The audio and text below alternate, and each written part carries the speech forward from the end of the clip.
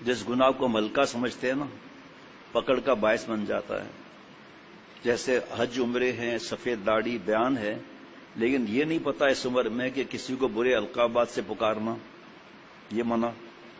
یہ نہیں پتا کہ وفاق المدارس کے رسالے میں لکھا ہے کہ طالب علم کی بے عزتی کرنا، اسے اذیت دینا، مذاق اڑانا، ابے یہ اٹھا لا، تبے یہ اٹھا لا، یہ بے تکلفی ہو گئی.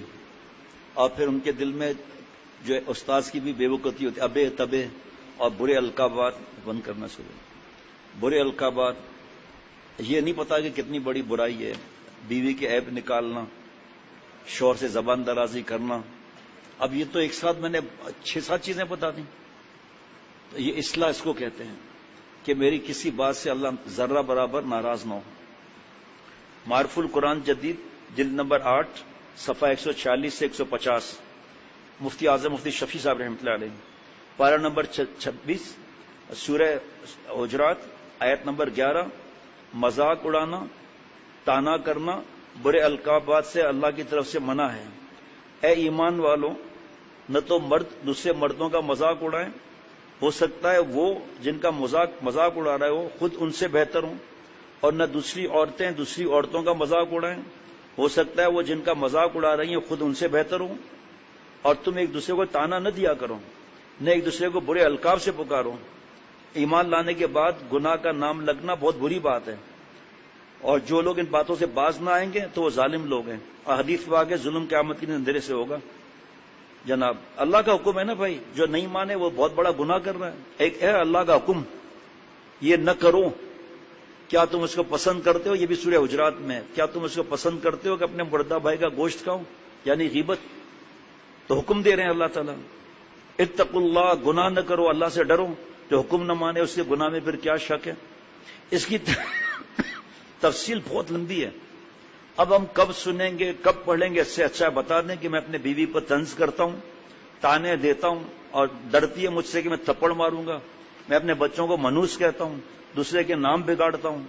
کیوں نہیں بتا دیں؟ اور گناہ میں ڈوبے ہوئے. آگے سننا ذرا، اس کی پہلے اس کا ترجمہ ہو گیا، اب تفسیر. مفتی اعظم مفتی شفیع صاحب رحمۃ اللہ علیہ. سورہ حجرات کے شروع میں آپ صلی اللہ علیہ وسلم حقوق اور آداب کا بیان آیا. پھر عام مسلمانوں کے باہمی حقوق اور آداب معاشرت کا بیان شروع ہوا. مذکورہ آیتوں میں اشخاص اور افراد کے باہمی حقوق اور آداب کا معاشرت کا ذکر ہے. ان میں پہلے 3 چیزوں کی ممانعت فرما دی گئی.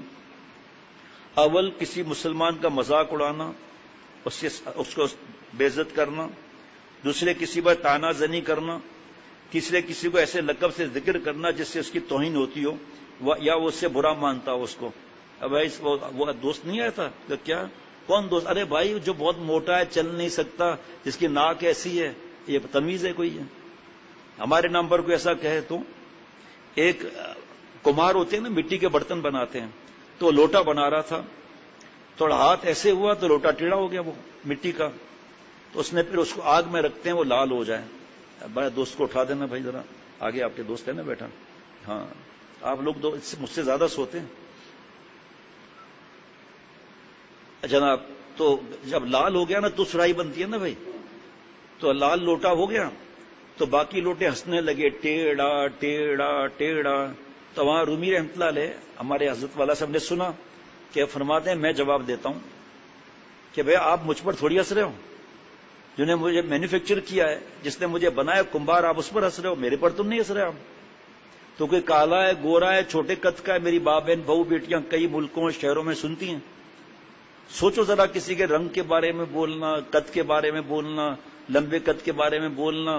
رشتہ لینے جاتے ہیں اور پسند کر کے آخر میں کہتے ہیں کہ استخارہ کرنا ہے، اس میں کئی عرصہ لگا کر ان کو اذیت دیتے ہیں، یہ گناہ الگ. اس کے بعد کہتے ہیں استخارہ میں نہیں آیا، جھوٹ بولتے ہیں. پتا چلا کہ اس کا قد چھوٹا ہے، آپ کی میری بیٹی کا قد چھوٹا ہوتا تو. اس کے آواز میں لکنت ہے، تو لکنت نہ ہو تو پھر کیسے معاملات ہیں؟ اللہ کی طرف سے ہی ہے. ان کا مذاق اڑانا، طنز کرنا اور ان کی نقل کرنا، یہ اس کے دل کی حالت کیا ہوگی؟ دیکھو نا، برتن پر ہنس رہا ہے نا، برتن پہ تھوڑی ہنس رہا ہے، جس نے بنایا اس پر ہنس رہا ہے. ذرا اللہ نے شکل اچھی دے دی، اکڑ کے چل رہے ہیں. ایسے اشارہ کرتے میں یوں لڑکیوں کو پٹاتا ہوں. سورہ یوسف کی تفسیر میں دیکھ روح المانی میں تیرے حسن کا شکر یہ ہے تو کہ تیرا حسن کسی گناہ میں مبتلا نہ ہو. یہ خوش ہوتا ہے کہ میں نے پھنسا. اب کیا بتاؤں, کیسے تفصیل بیان ہو سکتی ہے بھائی صرف اس جملے پر؟ مذاق اڑانا, طنز کرنا, اس کو چلی گئی, اس کو کھانے کی تمیز نہیں ہے, بسکٹ کیسے کھائے, کھانا کیسے کھایا, لگتا ہے غیبت شروع ہو گئی. دوسرے ہنس بھی رہے, ہاں ہنس بھی رہی ہیں یا ہنس بھی رہے ہیں, ان کو پتہ ہی نہیں سب مل کر ایک ہی گناہ ہے. غیبت کرنا بھی حرام, سننا بھی حرام. کیوں سن رہے ہیں؟ اٹھ کے چلے جائیں وہاں سے جناب. اللہ اللہ, ایسے لقب سے ذکر کرنا جس سے اس کی توہین ہوتی ہو یا وہ اس سے برا مانتا ہو. مسلمان کے ساتھ تمسخر کرنا. امام قرطبی رحمۃ اللہ علیہ نے فرمایا کہ کسی شخص کی تحقیر اور توہین کے لیے اس کے کسی عیب کو اس طرح ذکر کرنا جس سے لوگ ہنسنے لگیں, اس کو مذاق تمسخر کہا جاتا ہے. اور شریعت نے مزاح کی اجازت دی ہے, مذاق کی اجازت نہیں دی. مزاح سے دوسرے کو تکلیف نہیں ہوگی, مذاق سے تکلیف ہوگی جو حرام ہے, مومن کو اذیت ہے. فیل ہو گیا, مذاق اڑا, کیوں آپ نے ٹاپ کیا MBA میں بھائی, تو اس کو حقیر سمجھ رہے ہو نا. اور حقیر سمجھنا کتنا بڑا گناہ. دیکھیے اصلاح سے اس طرح دیکھتے جائیں, جگہ جگہ میں رک رہا ہوں کہ اس کی تشریح کیسے بیان کروں, اس کی تشریح کیسے بیان کروں. تکبر پہ میرے پاس ہی 600-700 صفحات رکھے ہیں, کیسے بیان کروں. اس سے اچھا ہے آدمی تکبر کا سمجھے کیا ہے, اپنی اصلاح کرے. میرے اندر تکبر ہے, میں مذاق اڑاتا ہوں جناب. کسی کا فیل ہو گیا, کسی کا پروموشن نہیں ہوا, اکڑ آ گئی. اور جیسے زبان سے ہوتا ہے ایسے ہاتھ پاؤں وغیرہ سے اس کی نقل اتارنے یا اشارہ کرنے سے بھی ہوتا ہے. اور اس طرح بھی کہ اس کا کلام سن کر بطور تحقیر کی ہنسی اڑائی جائے. اور بعض بزرگوں نے فرمایا کسی شخص کے سامنے اس کا اسی طرح ذکر کرنا کہ اس سے لوگ ہنس پڑیں, یہ سب چیزیں بنص قرآن پاک سے حرام ہیں. حرام کی بات آ رہی ہے, قرآن پاک میں نص سے ثابت ہو رہا ہے, یعنی قرآن پاک کی وحی سے ثابت ہو رہا ہے جناب. اور اللہ تعالیٰ نے اس مذاق وغیرہ کی ممانعت کا قرآن کریم نے اتنا اہتمام فرمایا کہ اس میں مردوں کو الگ خطاب فرمایا, عورتوں کو الگ, تاکہ کوئی یہ نہیں سکے ہمارے لیے نہیں تھا. دونوں میں یہ ہدایت فرمائی, جو مرد کسی دوسرے مرد کے ساتھ استہزاء اور تمسخر, مذاق, تکلیف, اس کو کیا خبر ہے کہ شاید وہ اللہ کے نزدیک جس کا وہ مذاق اڑا رہا ہے ہم سے بہتر ہو. اسی طرح جو عورت کسی دوسری عورت کے ساتھ, دیکھو بھائی ایک خاتون ہے, طبیعت ناسازی, وزن بڑھ گیا, تو اس سے ہمدردی, محبت اور دعا کرنی چاہیے, طنز کرنا چاہیے, یا اس کے لقمے گرنا چاہیے؟ میرے بھائی ہمارے بس میں نہیں ہے بیان کرنا, پہلے بتا دیتا ہوں, میں تو اللہ والے کا غلام ہوں. اللہ والے بھی ان مضمونوں پر بیان کر کے آخر میں کہتے ہیں ہم سے نہیں ہو سکا. اللہ تعالیٰ نے ہمیں دین کی توفیق دی بیان کرنے کی, مذاق اڑا رہے دوسری کا, ایسے بولنا ہی نہیں آتا, ایسے تمیز نہیں ہے بات کرنے کی. جو ہماری تعریف کرے ہمارا اپنا ہے, جو ہماری بات نہ سمجھے, مشکل پیدا کریں, اس کو کہتے ہیں نہیں بھائی اس کے اندر حسد ہے, جلن ہے, اس پر محنت نہیں کریں گے کیونکہ اس میں محنت زیادہ لگے گی, اس پر محنت کرنا ہی نہیں ہے. یہ اس نے زن رکھ کر ثواب پا کر اور اس کا بات کر رہے ہیں. خود تو محروم رہے نا دوسروں کو اذیت دینے سے. اب اس کا مطلب نہیں سمجھتے, شیخ نے کسی کو ڈانٹ دیا اور دیکھو شیخ نے ڈانٹ دیا, اب اس پر الگ بیان ہوگا کیا؟ اس پر 100 صفحات سے زیادہ کا بیان ہے. پھر کتاب عطیہ ملتی ہے, لے لیں. تکبر کی کتاب اگرچہ 500-600 صفحات ہیں, لیکن کچھ چند صفحات کی کتاب ملتی ہے 50 صفحات کی, اس میں پتہ چل جائے گا میرے تکبر ہے یا نہیں جناب. اسی طرح جو عورت کسی عورت کے ساتھ استہزاء اور تمسخر کرتی ہے تو اس کو کیا خبر کہ شاید وہی اللہ کے نزدیک اس سے بہتر ہو. حاصل آیت کا یہ ہے کہ اگر کسی شخص کے بدن یا صورت یا قد آ گیا نا, یا قد و قامت وغیرہ میں کوئی عیب نظر آوے تو کسی کو اس پر ہنسنے, مذاق کرنے کی جرات نہ کرنا چاہیے, کیونکہ اس سے معلوم نہیں کہ شاید وہ اپنے صدق اور اخلاص وغیرہ کے سبب اللہ کے نزدیک اس سے بہتر ہو کہ افضل ہو. ایک مرد یا عورت ہے, شکل اچھی نہیں ہے اور اس کی حالت خراب ہے اور کپڑے کے پیسے ہی نہیں ہے, پسینہ آ رہا ہے, اس کو حقیر سمجھا, لیکن دل جو ہے نا ہم نے ظاہر کو دیکھا. اللہ ظاہر کو بھی دیکھتے ہیں, باطن کو بھی دیکھتے ہیں. ضرور ظاہر اس لیے وہ باطنا, ظاہری گناہ بھی چھوڑ دو, باطنی گناہ بھی چھوڑ دو جناب. سنیے ذرا, اس آیت کو سن کر سلف صالحین, میرے پہلے کے بزرگوں نے کا حال یہ ہو گیا تھا کہ عمر بن شرجیل رحمۃ اللہ علیہ نے فرمایا کہ میں اگر کسی شخص کو بکری کے تھنوں سے منہ لگا کر دودھ پیتے دیکھوں اور اس پر مجھے ہنسی آ جائے تو میں ڈرتا ہوں کہ کہیں میں بھی ایسا ہی نہ ہو جاؤں. حضرت عبداللہ بن مسعود رضی اللہ عنہ نے فرمایا کہ میں اگر کسی کتے کے ساتھ بھی مزاق کروں، اس کو ستاؤں، تو مجھے ڈر ہوتا ہے کہ میں خود اب جملے میں نہیں پڑھ سکتا آگے، کیونکہ حضرت عبداللہ بن مسعود رضی اللہ عنہ کی بات ہے کہ میں کتے کا بھی اس طرح نہ کروں کہ مجھے ڈر ہوتا ہے کہ میں خود نہ اب جملہ نہیں پڑھتا، حالانکہ پڑھنا چاہیے لیکن میری مجبوری ہے، ڈر لگتا ہے نہ بنا دیا جاؤں۔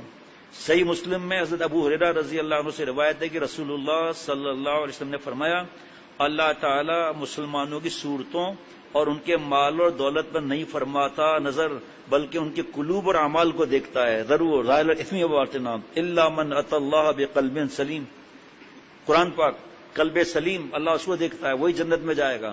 وہ حدیث پاک، الا ان فی الجسد مضغہ اذا صلحت صلح الجسد كله واذا فسدت فسد الجسد كله الا وهي القلب، جسم میں گوشت کا لوتھڑا ہے، آپ صلی اللہ علیہ وسلم فرماتے ہیں اگر وہ صحیح تو سب صحیح، غلط تو سب غلط، خبردار وہ کیا ہے، وہ دل ہے۔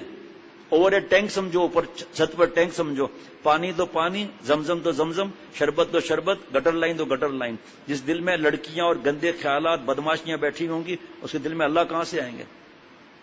اتنا بڑا معاملہ ہے یہ، اللہ دل کو دیکھتے ہیں۔ اس وقت جو بیان کرنے والا ہے وہ اللہ کے لیے بیان کر رہا ہے یا بابا کے لیے بیان کر رہا ہے؟ آپ لوگ کہیں گے اللہ کے لیے، آپ کا سرٹیفکیٹ نہیں چلے گا۔ اللہ کو پتا ہے کس لیے بیان ہو رہا ہے یہ، اللہ کو پتا ہے بیان کرنے والا آگے کیا حرکت کرنے والا ہے۔ اس لیے کتنے انسان کا ووٹ مل جائے کچھ نہیں ہوتا۔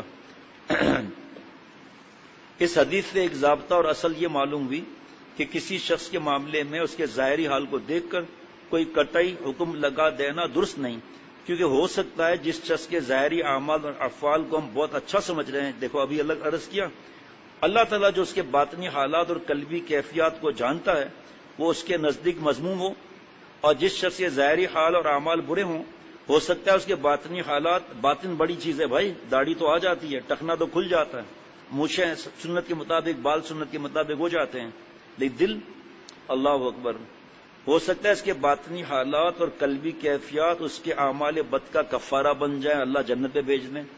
اس لیے جس شخص کو بری حالت یا برے اعمال میں مبتلا دیکھو تو اس کی اس حالت کو تو برا سمجھو، مگر اس شخص کو حقیر اور ذلیل سمجھنے کی اجازت نہیں۔ جیسے شیخ رب العجم پیارے شیخ فرماتے ہیں، گناہ سے نفرت واجب، گناہ گار سے نفرت حرام، کفر سے نفرت واجب، کافر سے نفرت حرام۔ حضرت شابر صاحب رحمۃ اللہ سے کسی نے کہا بات سمجھ میں نہیں آئی، جب دیکھ رہے کہ آدمی گناہ کر رہا ہے، فرمایا آپ کے بابا میں آپ کا چھوٹا بھائی پیشاب پخانہ کر دے تو آپ بابا سے نفرت کریں گے یا پیشاب پخانے سے نفرت کریں گے؟ تو فرمایا گناہ سے نفرت کرو نا، ابھی یہ توبہ کر کے پاک صاف ہو جائے گا پھر۔ حضرت شابر صاحب نے فرمایا بھائی بتاؤ آپ کے گھر میں کتنے کمرے ہیں؟ کہ حضرت جی 3۔ ایک کمرے میں اندھیرا ہو جائے کیا آپ کہیں گے؟ کہ حضرت فیوز اڑ گیا، پھر کیا کریں گے؟ اس وقت تار سسٹم ہوتا تھا چھوٹے سے سفید رنگ کے کٹ آؤٹ میں، کہ حضرت تار لگا کے دوبارہ لگا کر مین سوئچ آن کریں گے، کمرہ روشن ہو جائے گا۔ فرمایا ارے بھائی کسی کی تاریکی گناہ کو مت دیکھو، کٹ آؤٹ توبہ کا لگ جائے گا، وہ روشن ہو جائے گا۔ آج کتنے لوگ ہیں دین پھیلانے والے جو گناہ گار سے نفرت کرتے ہیں بیچارے، کیونکہ انہوں نے اللہ والوں کے جوتے نہیں اٹھائے۔ یہ اس نے پینٹ پہنی ہوئی ہے، اس کا شیو کیا ہوا ہے، تیرا میرا کیا واسطہ بھائی؟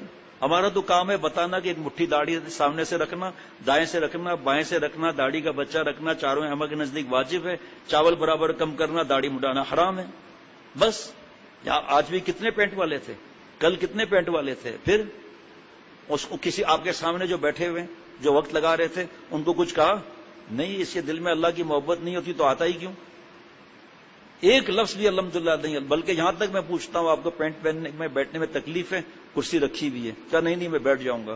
کل پرسوں اتوار تھا نا جس دن، اس دن 2 لوگ آئے تھے اور میں نے ان سے کہا بھی کہ نہیں ہم نیچے بیٹھ جاتے ہیں، اور پھر بعد میں دعائیں دیتے ہوئے گئے، ڈر لگا ہوا تھا کہ سب کے سامنے بول دیں گے۔ کیوں بولیں گے بھائی؟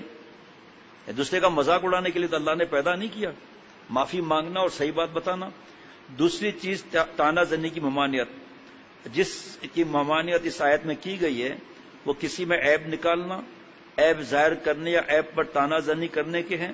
یہ کل بھی بتایا تھا کہ تمہیں جو بیوی پسند نہیں آ رہی ہے، تمہارے نزدیک اس کی کچھ برائیاں ہیں تو اللہ کے نزدیک کوئی اچھائیاں بھی دوں گی، تم اس کی اچھائی کو دیکھو۔ مفہوم تو جس سے کرو گے شادی اس میں بھی اسی طرح ہوگا، مفہوم ہے۔ یہ اس حدیث پاک کا نہیں بتا رہا میں، قرآن پاک کا نہیں، یہ قرآن پاک کا معاملہ ہے یہ۔ اور تانا دینا تجھے کھانا کہاں سے بنانا آتا ہے؟ ایسے نالائق ہیں، ہاں کر دیا آخر میں 2 سال کے بعد کہتے ہیں تو اپنے ساتھ لائی کیا ہے؟ طنز تیرے باپ نے دیا کیا ہے؟ یہ فرنیچر ایسا ہے، یہ ڈائننگ ٹیبل ایسی ہے، اور بلیک میل کر کے پیسے نکالتے ہیں تانا دینا۔ آیت میں ارشاد فرمایا وَلَا تَلْمِزُوا أَنفُسَكُمْ، یعنی تم اپنے عیب نہ نکالو۔ یہ ارشاد ایسا ہی ہے جیسے قرآن کریم میں ہے کہ تم اپنے آپ کو قتل نہ کرو۔ دونوں جگہ اپنے آپ کو قتل کرنے یا اپنے عیب نکالنے سے مراد یہ ہے کہ تم آپس میں ایک دوسرے کو قتل نہ کرو، ایک دوسرے کو تانا نہ دو۔ اس عنوان سے تعبیر کرنے میں حکمت یہ ہے قرآن پاک کی کہ کسی دوسرے کو قتل کرنا ایک حیثیت سے اپنے آپ ہی کو تو قتل کرنا ہے، کیونکہ اکثر تو ایسا واقعہ ہو ہی جاتا ہے کہ ایک نے دوسرے کو قتل کیا، دوسرے کے حمایتی لوگوں نے اس کو قتل کر دیا۔ اور اگر یہ بھی نہ ہو تو اصل بات یہ کہ مسلمان سے بھائی بھائی ہیں، اپنے بھائی کو قتل کرنا گویا خود اپنے آپ کو قتل کرنا ہے، اور بے دست و پا بنانا ہے، یعنی ہاتھ پیر ہی بچا لے کے ختم۔ یعنی معنی یہاں یہ ہے کہ تم جو دوسروں کے عیب نکالو اور تانا دو تو یاد رکھو عیب سے تو کوئی انسان عادتاً خالی نہیں ہوتا۔ تم اس کے عیب نکالو گے تو وہ تمہارے عیب نکالے گا، لڑائیاں ہوں گی، بات چیت بند ہوگی، پتہ نہیں کیا کیا جھوٹے FIR بنیں گے۔ جیسا کہ بعض علماء نے فرمایا کہ تم میں بھی کچھ عیوب ہیں، لوگوں کی آنکھیں ہیں جو ان کو دیکھیں، تم کسی کے عیب نکالو گے، تانا زنی کرو گے تو وہ تم پر یہی عمل کریں گے، اور بالفرض اگر اس نے صبر بھی کیا تو بات وہی ہے کہ اپنے ایک بھائی کی بدنامی اور تدلیل پر غور کریں تو اپنی تدلیل اور تحقیر ہے۔ یہ تو مجھے پتا نہیں تھا کہ قرآن پاک کی آج یہ تفسیر بیان کروں گا اور اس میں یہ معاملہ ہوگا۔ دوسروں کے عیب چھپانے چاہیے۔ مرد اور عورتوں میں یہی بیماریاں ہیں، خاندان ہے، رشتہ داری ہے، پڑوس ہے، پارٹنر ہے، کوئی بھی بات ہے، خاندان میں ہم اور آپ کوئی بھی رہ رہے، فرشتے تو ہے نہیں، کسی کی کیا غلطی کسی کی کیا غلطی۔ اللہ تعالیٰ عیب پر پردہ ڈالتے ہیں، اور یہاں پردہ تو ڈالتے ہی نہیں ہے، سب جگہ ذلیل کر دیتے ہیں۔ عزت اللہ کے ہاتھ میں۔ اور بھائی آپ کو کوئی مسئلہ ہوا، اپنے بڑوں کو بتایا، وہ جانے، آپ غیبت کر رہے ہو اور جگہ جگہ بتا رہے ہو کہ اس نے یہ کیا، اس نے یہ کیا، اس نے وہ کیا، اس کی توبہ کا انتظار نہیں، اس نے توبہ نہیں کی ہوگی۔ اور بھائی ابا ہے وہ خود سمجھا دیں گے کہ بیٹا تیری نالائکی کی یہ خبر ملی ہے، اللہ ناراض ہوتے ہیں، یہ کرتے ہیں، احتیاط کرو، ایسا نہیں ہوتا۔ بابا تک اماں تک بات ہی نہیں آتی، اس سے پہلے ہی آپس میں غیبتیں، طنز، مذاق اڑانا، پھر وہاں دوسرا چمچا بیٹھا ہوتا ہے وہ اور چمچا گیری کر کے پرانی بات بتائے گا، چمچی بیٹھی ہے تو چمچی اور پرانی بات بتا دے گی کہ ایسا ہوا تھا۔ ارے بھائی یارو یہ بتاؤ کہ حدیث پاک کے حساب سے عیب کھولنا ہے یا عیب چھپانا ہے؟ 2 دن سے مسلسل یہ بات کر رہا ہوں کہ اگر ہم کسی کے عیب کھولیں گے، آپ کو جس بات سے تکلیف پہنچی ہے اس کو چھپائیں نہیں، آپ بتا دیں بڑے کو، دوسرے کو کیوں بتایا، دوسرے نے تیسرے کو کیوں بتایا؟ حقیر سمجھ رہے ہیں، اس لیے تکبر ہے، بڑائی ہے، دوسرے کو حقیر سمجھ رہے ہیں۔ جبکہ بار بار سنتے ہیں کہ بدکار عورتیں رابعہ بصریہ بن گئیں، شرابی زنا کے چیمپئن ولیوں کے سردار بن گئے۔ حضرت جگر مراد آبادی رحمۃ اللہ علیہ کا کبھی نہیں سنا آپ لوگوں نے واقعہ؟ جس نے حضرت جگر مراد آبادی رحمۃ اللہ علیہ کو شراب پیتے ہوئے دیکھا یا شرابی سن کر حقیر سمجھا، وہ مارا گیا اگر توبہ نہ کی۔ حضرت جگر مراد آبادی رحمۃ اللہ علیہ ولیوں کے سردار ہوئے۔ حضرت فضیل بن عیاض رحمۃ اللہ علیہ جو محدث نکلے، ڈاکوؤں کے سردار تھے، اللہ نے نہ صرف ان کو ولایت دی بلکہ محدث بنایا، بڑا حجت ہوتی تھی حدیث پاک۔ ان کے بیٹے محمد وہ بھی بڑے محدث نکلے۔ اور اڑاؤ مذاق حضرت فضیل رحمۃ اللہ علیہ کا۔ حضرت بشر حافی رحمۃ اللہ علیہ شراب پیتے تھے، شراب کے نشے میں اللہ نے ان کو جذب کیا، زمین پر کوئی ٹکڑا رکھا تھا کاغذ کا، اٹھایا تو اس میں اللہ کا نام لکھا ہوا تھا، پریشان ہو گئے شراب کے نشے حرام میں، اس کو ایسی طرح چوم لیا، پھر صاف کر کے تھوڑا سا عطر تھا وہ لگا کے اوپر رکھ دیا۔ خواب میں آواز سنی، اے بشر حافی تو نے میرے نام کو اتنی عزت دی، کل سے اللہ تیری عزت قیامت تک عطا فرمائیں گے۔ آج مشغلہ بنایا ہوا ہے، احساس نہیں ہے کہ وہی جب ہم چاہیں گے یا اللہ ہمارے عیب چھپا دیجئے تو ہم نے جس کے عیب یہاں ظاہر کیے ہوں گے وہاں پر اللہ تعالی ہمارے عیب ظاہر نہ کر دیں، اللہ معاف فرمائے۔ اور جہاں ہم نے دوسروں کے عیب کو چھپایا ہوگا تو اللہ تعالیٰ یہاں بھی وہاں بھی ہمارے عیب چھپائے گا۔ بھئی ایک آدمی ڈرگس یوز کر رہا ہے، شراب پی رہا ہے، گڑبڑ کر رہا ہے، لڑکیوں کے پیچھے ہے، لڑکے کے پیچھے ہے کوئی خاتون، تو بھائی اس کے بابا کو بتا دو۔ باقی جگہ جگہ آپ کو پتا ہے یہ جو لڑکا جا رہا ہے نا یہ ڈرگ پیتا ہے، یہ شرس پیتا ہے، تیرا کیا واسطہ؟ دعا کی میرا بھائی، مسلمان بھائی ہے نا، دعا کی اس کے لیے، اے اللہ آپ کا احسان ہے کہ آپ نے مجھے چرس ہیروئن سے بچایا ہوا ہے، اللہ میرا بھائی ہے، اے اللہ ایسے بچا دے، مجھے بھی ہدایت دے، اسے بھی ہدایت دے، مجھے بھی اللہ والا بنا، اس کو بھی اللہ والا بنا۔ شیطان کیسے کیسے کارنامے دکھاتا ہے۔ اب کوئی اصلاح نہیں کراتے ہم لوگ، اپنی طرف سے بس دوسروں کے عیب کھول دیتے ہیں۔ اور بھائی آپ ہو یا ہماری بہو بیٹیاں ہیں، آپ کو کسی کی زیادتی لگی، آپ طریقے سے مشورہ کرو، دین کی سمجھ نہیں ہے، کھوپڑا میں ذہن نہیں ہے، تو کسی مربی سے پوچھو، کسی کو مربی بناؤ، مفتی صاحب سے پوچھو، ایک سے مشورہ کر کے کوئی مرد مفتی صاحب سے پوچھ لے کہ بھئی ایسا معاملہ ہوا ہے اور ہم چاہتے ہیں کہ ان کے بڑے کو بتائیں، مفتی صاحب کہے گا ضرور بتائیں، اور برباد ہو جائے گا یہ مفتی صاحب نہیں فرمائیں گے تم 10 جگہ بتاتے رہو اور کیچڑ میں پتھر مارتے رہو، ذلیل کر دو ان کو، ان کی توبہ ہی تمہاری نظر میں قبول نہیں ہے، جاہلت کی حد تو دیکھو، عقل پر کیا عذاب پڑا ہوا ہے۔ اور پھر جس گھر کے اندر ابا ہے اماں ہے اس کو کیوں نہیں بتاتے ہو؟ غیبت پر غیبت، بہتان پر بہتان، اور دوسرے چمچے یا چمچیاں وہ اور آ جائیں گے، ہاں یہ بھی تو کیا تھا، یہ بھی تو کیا تھا، یہ بھی تو کیا تھا۔ ارے ہمارے عیب نہیں ہے کیا؟ میں اپنی بات کرتا ہوں، قسم بخدا میں بھی گناہگار میں آتا ہوں، کلو بنی آدم خطا میں نہیں آتا کیا؟ خیر الخطائین وہ ہے جو 100 دفعہ گناہ ہوا 100 دفعہ توبہ کر لے، لیکن اکڑ انسان کو جھک نہیں دیتی، دوسروں کے عیب نظر آتے ہیں۔ بھیا کسی سے انسان سے غلطی ہوئی ہے، ارے بابا اللہ تعالیٰ کتنے گناہ معاف فرماتے ہیں، ہم گن نہیں سکتے، تو ہم چاہتے ہیں ہمارے گناہ معاف ہو نا، تو ہم یہاں بھی کسی کا گناہ معاف کر دیں، آگے وہ برباد نہ ہو یا ہمیں نہ برباد کرے، ہمارے بچے اور بچیوں کو نہ برباد کرے، تو ہم بتا دیں گے بڑے کو، ایک کو بتائیں گے، سب کو تھوڑی بتائیں گے، پھر وہ جانے، ان کا کام جانے۔ تماشا بنا کے پورے گھر کو برباد کر دیتے ہیں، خاندان کو۔ یہ گروپ کی مصیبت یہی تو ہے، گروپس کی مصیبت، عیب چھپانے کے بجائے گروپ سے اس نے یہ کیا، اب چمچے آ جائیں گے، ہاں یہ بھی کیا تھا، جب وہ 3 سال کا تھا تو نرس کو چھیڑا تھا اس نے، وہ یار 3 سال کا تھا تو کیا ہوا بھائی، تجھے کیا واسطہ 3 سال کا، ہاں 4.5 سال کا ہوا نا تو کتے کو لات ماری تھی، اب سب باتیں اس کا کچا چٹا کھول دیا، اللہ چھپا رہے، یہ ظاہر کر رہے ہیں۔ کتنے لوگ بدل گئے اللہ کے کرم سے، بیان ہونے لگے حسد کے مارے کا، آپ کو پتا ہے ناچتا تھا، ڈرگس یوز کرتا تھا، 8 گھنٹے ٹن رہتا تھا، پتا ہے یہ جناب 2 بچے بوائل کیے ہوئے صبح سویرے کھا لیتا تھا نہار منہ، ابے تھا نا، تو پھر اللہ پیارا بنا رہے ہیں، ان اکرمکم عند اللہ اتقاکم، عزت والا وقار والا وہ ہے جو گناہ نہیں کرتا، اور ہم دوسروں کو ایسا کر دیتے ہیں کہ اس کو گناہوں میں اور مزہ آتا ہے کہ جب ذلیل تو ہو ہی گئے اور ذلیل ہو جاؤں، کیا کرے گا آدمی؟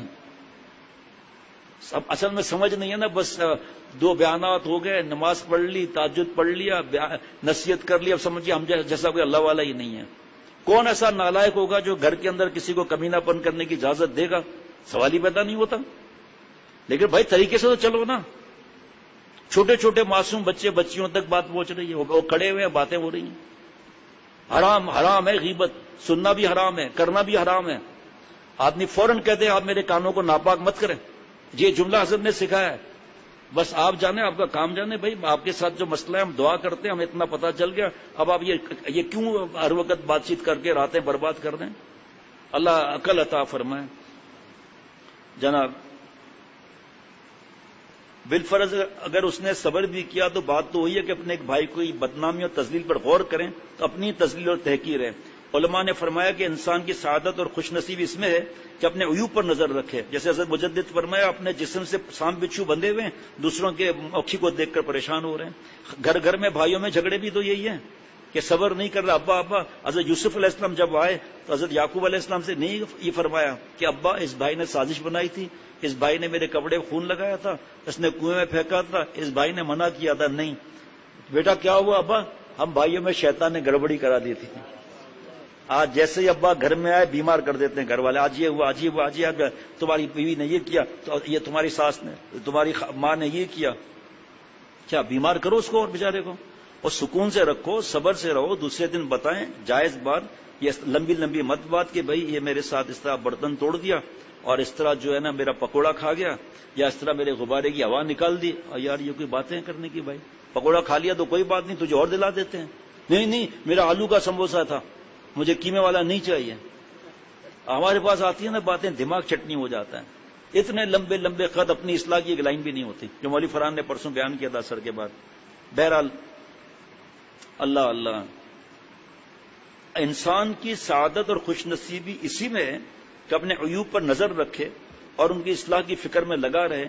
یہ مضمون کو ڈبل ایسے صحیح کرانا ہے، لکھ لیں صبح سویرے، اور جو ایسا کرے گا اس کو دوسروں کے عیب نکالنے اور بیان کرنے کی فرصت ہی نہ ملے گی۔ ہندوستان کے آخری مسلمان بادشاہ سفر نے خوب فرمایا، غور سے سننا بھائی، اس کے بعد آخری بات، نہ تھی حال کی جب ہمیں اپنی خبر، یہ کتنے عرصے سے تلاش کیا تھا مجھے نہیں معلوم تھا، یہاں لکھا ہوا ہے، اس کو لکھنا نا بھائی الگ میری ڈائری میں.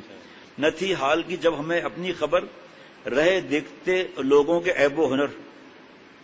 نہ تھی حال کی جب ہمیں اپنی خبر رہے دیکھتے لوگوں کے عیب و ہنر. پڑی اپنے برائیوں پر جو نظر تو جہاں میں کوئی بھی برا نہ تھا. جب پڑی اپنے برائیوں پر جو نظر تو جہاں میں کوئی برا نہ رہا. نمبر 3 آخری بات آج کے مجلس کی، دوسرے کو برے لقب سے پکارنے کی ممانعت. تیسری چیز جس سے آیت میں ممانعت کی گئی وہ دوسرے کو برے لقب سے پکارنا جس سے وہ ناراض ہوتا ہو، جیسے کسی کو ابے وہ لنگڑے، ابے لولے یا اندھے کانے کہہ کر پکارنا یا اس لفظ سے اس کا ذکر کرنا. وہ نہیں ہے وہ اندھا، بتائیے اللہ اگر ہمیں اندھا کر دے اللہ معاف فرمائے تو وہ نہیں ہے وہ جو لنگڑا ہے، اس کے دل کے آرے نہیں چلیں گے. اس طرح جو نام کسی شخص کی تحقیر کے لیے استعمال کیا جائے اسی نام سے اس کو پکارنا یہ گناہ ہے. صحابی رضی اللہ عنہ نے فرمایا کہ یہ آیت ہمارے بارے میں نازل ہوئی کیونکہ جب رسول اللہ صلی اللہ علیہ وسلم مدینہ میں شریف میں تشریف لائے تو ہم میں اکثر آدمی ایسے تھے جن کے 2 یا 3 نام مشہور تھے، اور ان میں سے بعض نام ایسے تھے جو لوگوں کو اس کو آڑ دلانے اور تحقیر اور توہین کے لیے مشہور کر دیے تھے. آپ کو یہ معلوم نہ تھا صلی اللہ علیہ وسلم کو کہ بعض اوقات وہی برا نام لے کر آپ اس کو خطاب کرتے کیونکہ اس دوسرے زبان کے لفظ تھے. تو صحابہ عرض کرتے کہ یا رسول اللہ وہ اس نام سے ناراض ہوتا ہے. اس پر آیت نازل ہوئی ہے.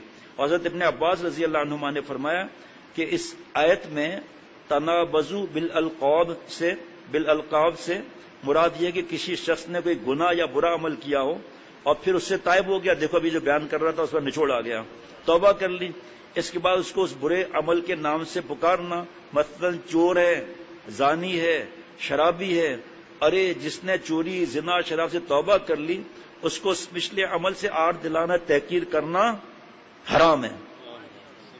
حدیث میں رسول اللہ صلی اللہ علیہ وسلم نے فرمایا جو شخص کسی مسلمان کو ایسے گناہ پر آڑ دلائے جس سے اس نے توبہ کر لی ہے تو اللہ نے اپنے ذمے لے لیا کہ اس کو اسی گناہ میں مبتلا کر کے دنیا اور آخرت میں رسوا کرے گا اللہ تعالیٰ. یہ مجھے زبان پر نہیں آ رہا تھا کہ حدیث پاک ہے یا نہیں، ابھی سامنے حدیث پاک آئی. بعض لوگوں کے ایسے نام مشہور ہو جاتے ہیں فی نفسی ہی برے ہیں مگر وہ بغیر اس لفظ کے پہچانا ہی نہیں جاتا، تو اس کو اس نام سے ذکر کرنے کی اجازت پر علماء کا اتفاق ہے، پر شرط ذکر کرنے والے کا قصد اس سے تحقیر اور تذلیل کا نہ ہو. بڑا ہو گیا منع بھائی ہے جی تو اس کو برا نہیں لگے گا اس بات سے کیونکہ وہ تو خود منع ہی ہے اس کے حساب سے. آخری بات حدیث میں ہے کہ رسول اللہ صلی اللہ علیہ وسلم نے فرمایا کہ مومن کا حق دوسرے مومن پر یہ ہے کہ اس کا ایسے نام اور لقب سے ذکر کرے جو اس کو زیادہ پسند ہو ہے جی. اس لیے عرب میں کنیت کا رواج عام تھا اور آپ صلی اللہ علیہ وسلم نے بھی اس کو پسند فرمایا، جیسے ام رومان، کوئی اس طرح نام ہو گئے، یا جناب ابو فران ہو گیا، ایک اس طرح کی کنیت کے نام ہوتے. ابو ہریرہ رضی اللہ عنہ یہ تو نام ان کو ہی اسی میں مزہ آتا تھا. ام حبیبہ، ام رومان، ام ایمن، ام حبیبہ، تو اب تو بچی ہے، اس کی تو بیٹی ہے ہی نہیں، تو ام حبیبہ کہاں سے ہو گئی؟ لیکن کیونکہ صحابیہ رضی اللہ عنہ کا نام تھا تو منع نہیں ہے رکھنا یہ نام. خود آن حضرت صلی اللہ علیہ وسلم نے خاص کا صحابہ رضوان اللہ مجمعین کو کچھ لقب دیے تھے.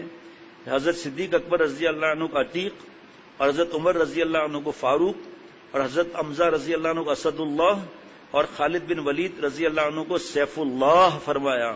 ربنا تقبل منا انک انت السمیع العلیم، سبحان ربک رب العزت عما یصفون، وسلام علی المرسلین، والحمد للہ رب العالمین. صلی اللہ علی النبی الامی وعلی آلہ واصحابہ وبارک وسلم. پرچے ہیں ختم ہو گئے.